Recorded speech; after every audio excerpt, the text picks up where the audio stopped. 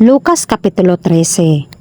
Karon may uban nga miabot ni adtong maong panahon, nga misugilon kaniya mahitungod sa mga Galileanhon, kang kinsang dugo gisagol ni Pilato sa ilang mga halad, og siya mitubag og miingon kanila, nagahuna-huna ba kamo nga kining mga Galileanhon labi pang mga makasasala kaysa tanang mga Galileanhon?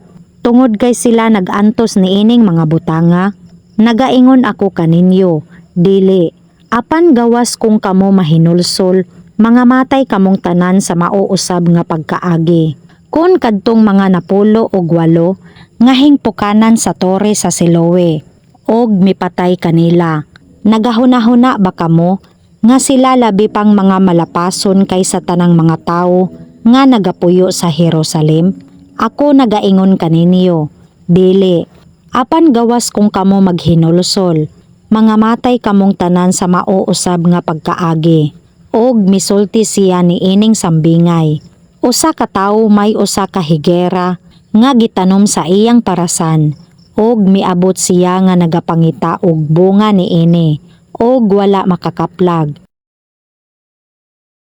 Og miingon siya sa magpaparas, ani akaron, tulo na kini katuig nga ako nagaanhian sa pagpangita og bunga niining kahoy, og wala ako'y hingkaplagan. Putla kini, nganong magasamok usab kini sa yuta. Og siya nga nagatubag, miingon, Ginoo, pasagdi una kining mga tuiga usab, hangtod nga magakalot ako sa libot kaniya, og magaabono kaniya, og kung kini magahatag og bunga sukad karon, maayo. Apan kung dili pagaputlon mo siya. Og siya nagatudlo sa usa sa mga sinagoga sa adlaw nga igpapahulay. Og ania karon, usa ka babayi nga may usa ka espiritu sa sakit, sulod sa napulo og 8 ka tuig na. Og siya nagatiko-ko na lamang, og wala makatindog sa iyang kaugalingon. Og sa nakit-an siya ni Hesus, iyang gitawag siya, og miingon kaniya, Babayi, natangtangan ikaw sa imong sakit. Og siya nagapandong sa iyang mga kamot sa babayi, og gilayon kini nakatuy-od, og naghimaya sa Dios. Og ang punuan sa sinagoga nga nasuko tungod kay si Hesus nag-ayo sa masakiton sa adlaw nga igpapahulay. Mitubag og miingon sa panon sa katawhan, adunay unom ka adlaw diin ang mga tawo kinahanglan magbuhat. Busa, sulod kanila manganhi kamo og magpaayo, og dili sa adlaw nga igpapahulay. Apan ang Ginoo mitubag kaniya, og miingon, kamo mga salingkapaw, dili ba sa adlaw nga igpapahulay, ang tagsa-tagsa kaninyo magabadbad sa iyang vaka, kun sa iyang asno gikan sa pasungan, og magadala kaniya sa gawas aron paimnon, og kining babayi nga anak ni Abraham, nga gigapos ni Satanas, sulod na sa napulo og 8 ka tuig. Dili ba kinahanglan nga pagabadbaran ni ining gapos sa adlaw nga igpapahulay? Og sa pag-ingon niya ni ining mga butanga, ang tanan niyang mga kaaway na ulawan, og ang tibuok panon sa katawhan, nalipay tungod sa tanang mahimayaong mga butang nga gibuhat niya. Busa siya miingon, sama sa unsa ba ang gingharian sa Dios? Og sa unsa igapakasama ko kini. Ingon kini sa usa ka lugas nga mostaza nga gikuha sa usa ka tawo, og gipuga sa iyang kaugalingong tanaman, og kini mitubo, og nahimong usa ka kahoy, og ang mga langgam sa langit mibatog sa mga sanga niya. Og miingon siya sa pag-usab, sa unsa ba igapakasama ko ang gingharian sa Dios?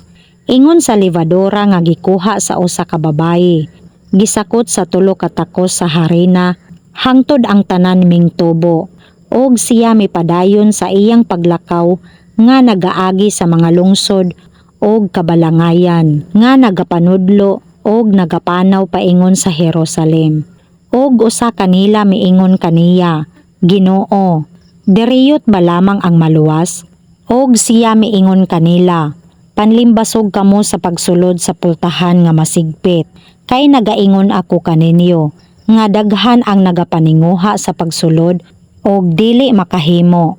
Kung sa makausa ang amahan sa panimalay, nagatindog og nagasira sa pultahan, og kamo nagasugod sa pagtindog sa gawas, og sa pagtuktok sa pultahan nga nagaingon, Ginoo, ablihi kami, og siya magatubag og magaingon kaninyo.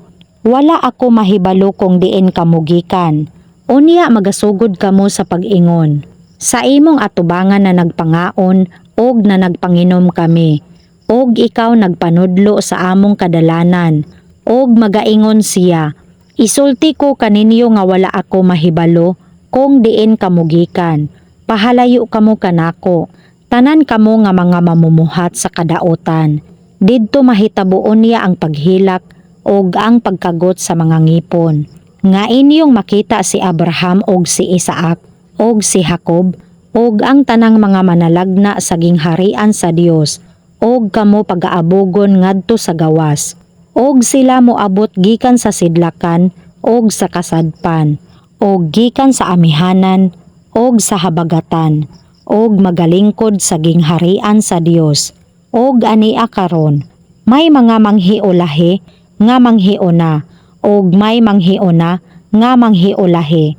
Niadtong taknaa, may mga Farisiyo nga mingduol nga nagaingon kaniya, pahawa og lumakaw kagikan dinhi, kay si Herodes buot mo patay kanimo. Og siya miingon kanila, umadto kamo og mga kadtong singgalong. Ania karon, ginapagula ko ang mga yawa, og ginabuhat ko ang mga pag-ayo karong adlawa og ugma, og sa ikatulo ka adlaw pagahingpiton ako. Bisan pa niini, kinahanglan nga mulakaw ako karon og ugma og sa sunod nga adlaw, kay dili mahitabo nga ang usa ka manalagna pagapatyon sa gawas sa Jerusalem. O Jerusalem, Jerusalem, nga nagapatay sa mga manalagna og nagabato kanila nga ginapadala nganha kaniya. Makapila nga buot kong tigumon ang imong mga anak, ingon sa usa ka himungaan nga nagatigom sa iyang mga piso sa ilalom sa iyang mga pako, og wala ka mobuot.